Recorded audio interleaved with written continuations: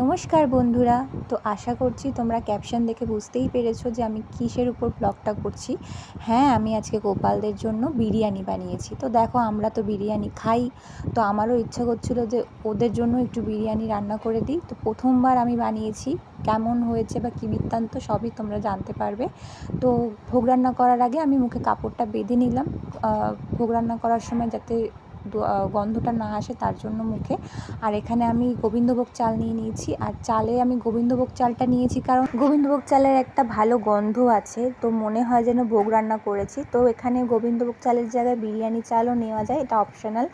তো এখানে আমি ফার্স্ট একটা ম্যারিনেশন করে নিচ্ছি। আমি এখানে একটা বলে টক দই নিয়েছি, পরিমাণ মতন নুন নিয়ে নিচ্ছি, পরিমাণ মতন হলুদ নিয়েছি, আর একটু লাল মির্চ নিয়েছি। তো এখানে আমি সবশেষে বিরিয়ানি মশলাটা নিয়ে নিয়েছি, পরিমাণ মতো নিয়েছি। এখানে বিরিয়ানি এভারেস্টের মশলাটা নিয়েছি। তো তারপর আমি এই মিশ্রণটাকে ভালো করে মিশিয়ে নেব, মানে টক দইটাকে যে মিশ্রণটা তৈরি করেছি ভালো করে আমি ফেটিয়ে নেব, মানে ভালো করে মিক্স করে নেব। এটা আমি ম্যারিনেশন করে রাখলাম। তো তারপর আমি এখানে বেশি কিছু মশলা ইউজ করছি না।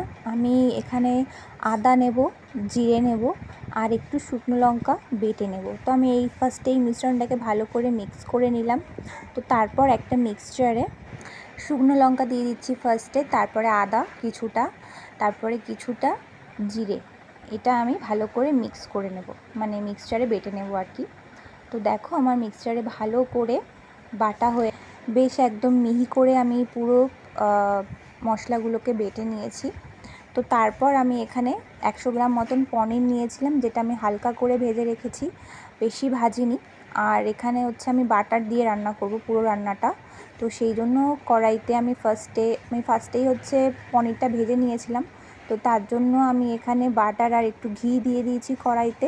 এবার আমি আলুগুলো ভেজে নেব, বেশ ভালো করে ভেজে নেব আলুগুলো ভাজার সময় বোঝা যাচ্ছে না, কারণ আমি যেহেতু ঘি আর বাটার দিয়ে করছি সেই জন্য অতটা ভালো করে বুঝতে পারছো না।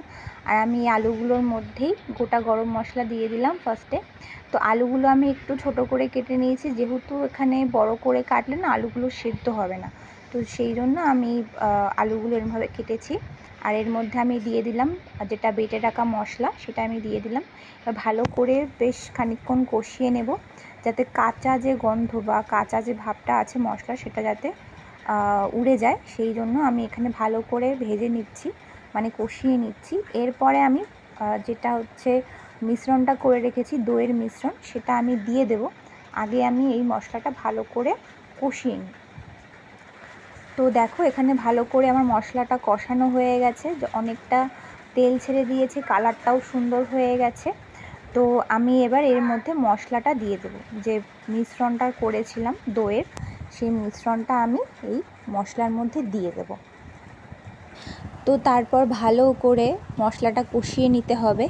তো দেখো, এখানে আমি বেশ ভালো করে মশলা কষিয়ে নিয়েছি, আর আমি এখানে একটুখানি দুধ দিয়ে দিলাম, বেশ সামান্য পরিমাণে দুধটা দিয়ে দিলাম। এরপরে ভালো করে কষিয়ে নিতে হবে মশলাটা, মানে বেশ খানিকক্ষণ কষাতে হবে, যাতে একটা ভালো মানে রং যাতে মানে আসে, সেরকম একটা ভালোভাবে কষিয়ে নিতে হবে। আর এখানে খেয়াল করবে, আমি কিন্তু পনির দিইনি, কারণ এর মধ্যে পনির দিলে পনিরগুলো ঘেটে যেতে পারে। তো দেখো, একটা সুন্দর কালার বেরিয়ে গেছে। তো এবারে এই মুহূর্তে আমি দিয়ে দেবো চালটা আমি কড়াইয়ের মধ্যেই দিয়ে দেব। আমি আলাদা করে আর সেদ্ধ করিনি, একেবারে কড়াইয়ের মধ্যে দিয়ে ভালোভাবে মিক্স করে আমি তারপরে এর মধ্যেই চালটা ফুটিয়ে নেব। তো সবার ফার্স্টে আমি মশলাটার মধ্যে চালটা দিয়ে দিলাম। এবারে ভালো করে একটু নাড়াচাড়া দিয়ে নেব, মানে মশলাটার সাথে চালটা ভালো করে মিক্স করে নেব। মিক্স করার পরে আমি এখানে পরিমাণ মতন জল দিয়ে দিয়েছি।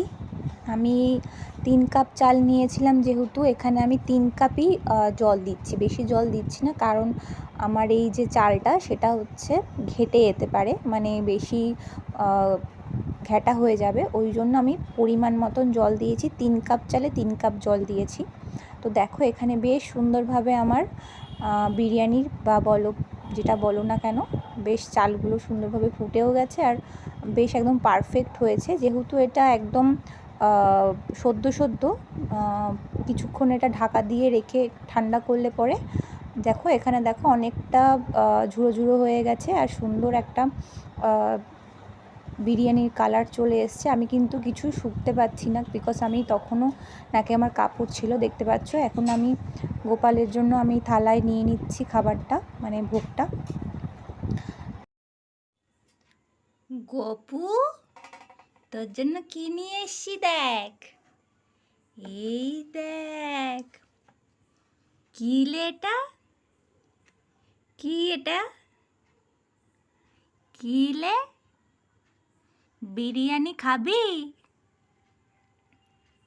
গপু সোনা? কি লে, বিরিয়ানি খাবি? মাম্মা তোদের জন্য বিরিয়ানি বানিয়েছে, হবে? আগে একটু জল খেয়ে নাও, একটু জল খেয়ে নাও, তারপর বিরিয়ানি দিচ্ছি। এই না, পনিরের বিরিয়ানি খাও, একটু পনির, একটু আলু, একটু ভাটু,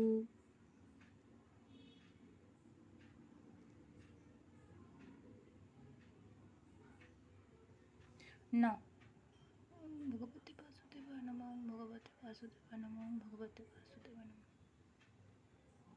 টেট্টি, টেট্টি ভালো আছে? মাম্মা ভালো রান্না করতে পেরেছে তোমার জন্য? টেট্টি, বাসুদেবায় নমঃ, ভগবতী বাসুদেবায় নমঃ। টেট্টি হয়েছে, টেট্টি হয়েছে, পছন্দ হয়েছে? বিরিয়ানি পছন্দ হয়েছে তোমাদের? টেট্টি বিরিয়ানি হয়েছে? প্রথমবার করেছে কিন্তু মাম্মাম, তোমাদের পছন্দ হলে আবার করবে, ঠিক আছে? কেমন আছে মা গোপালের বিরিয়ানি? খুব সুন্দর হয়েছে, খুব সুন্দর। গোপাল পছন্দ করবে তো। হ্যাঁ, তারপরে ভোগ অর্পণ করার পরে এখন আমি ওদেরকে শয়ন দেওয়ার জন্য রেডি করছি। তো আমি ফার্স্টে জল খাইয়ে চেঞ্জ করিয়ে নিয়েছি, তারপর গাটা মুছিয়ে দিয়ে শয়ন দিয়ে দেব। তো হ্যাঁ, এতটুকুই আমার ব্লগটা আর কি, আজকের ব্লগটা এতটুকুই। তো আমি পুরো বিরিয়ানিটা করেছি গোবিন্দভোগ চালের। এখানে চাইলে বিরিয়ানি চাল দিয়েও করা যায়, যে যার মতে করবে, যে যার মনের ইচ্ছায়। তো আজকের ভিডিওটা এতটুকুই, বা ব্লগটা এতটুকুই। পরে আবার দেখা হবে নেক্সট কোনো ব্লগে। তো ততদিনের জন্য ভালো থেকো, সুস্থ থেকো, আর আমার চ্যানেলটাকে সাবস্ক্রাইব করে দিও ইউটিউব দিয়ে দেখলে, আর পেজটাকে ফলো করে দিও ফেসবুক থেকে দেখলে।